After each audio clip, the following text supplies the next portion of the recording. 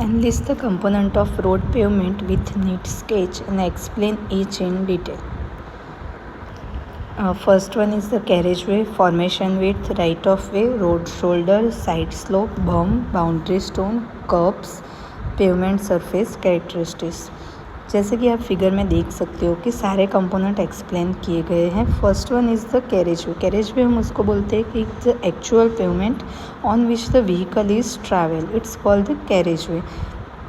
Carriageway one way भी हो सकता है और टू वे भी हो सकता है. सिंगल लेन हो तो उसकी विड्थ होती है 3.75. टू लेन हो तो 7 metre. Two lane with raised kerb means के बीच में अगर जो डिवाइडर प्रोवाइड किया गया हो तो उसकी विड्थ हो जाएगी 7.50 मीटर. मल्टी लेन पेवमेंट हो तो पर लेन की विड्थ हो जाएगी 3.50 मीटर. फॉर्मेशन विड्थ हम इसको बोलते हैं कि जो टॉप विड्थ है उसकी outer including the shoulder plus carriageway, it's called the formation width. अलग अलग रोड क्लासिफिकेशन के अकॉर्डिंग उसकी विड्थ डिफरेंट होती है. सपोज़ कि नेशनल और स्टेट हाईवे है तो सिंगल लेन हो और प्लेन टेरेन हो तो उसकी विड्थ हो जाएगी 12 मीटर. जैसे आप फिगर में देख सकते हो बीच में है कैरेजवे, जो स्लोप दिया हुआ है उसको हम बोलते हैं कैम्बर.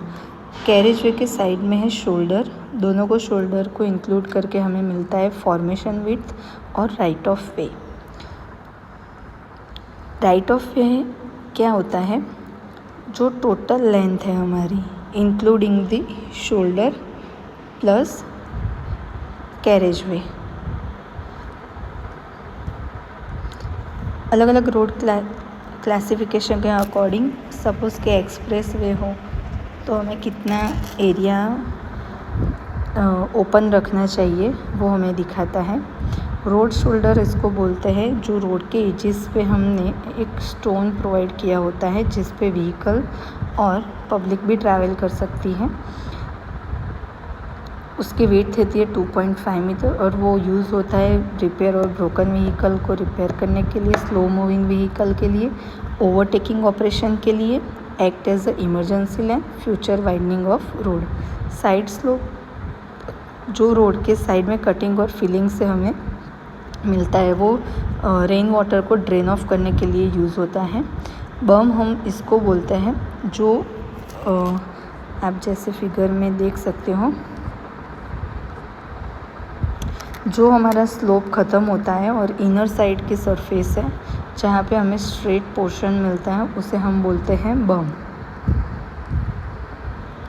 साइड ड्रेन इसलिए प्रोवाइड की गई होती है जो रोड पे रेन वाटर आता है वो इजीली वहाँ से ड्रेन ऑफ हो जाए और ये स्लोप हम कटिंग और फिलिंग से ला सकते हैं. कब हम उसको बोलते हैं जो शोल्डर के बाजू में हमने जो स्टोन प्रोवाइड किया है उसको हम बोलते हैं कब. कब के 4 टाइप होते हैं: लो और माउंटेनर कब, सेमी बैरियर और अर्बन पार्किंग कब, बैरियर कब और सबमर्ज कब. देन आफ्टर है pavement surface characteristics. Pavement surface में आता है फर्स्ट है फ्रिक्शन. फ्रिक्शन उसको बोलते हैं जो टायर और रोड सरफेस के बीच में जनरेट होता है. उसको कौन कौन से फैक्टर अफेक्ट करेंगे जैसे कि speed of the vehicle, roughness of surface, load and tyre pressure. उसके अंदर ही आता है स्कीड और स्लिप.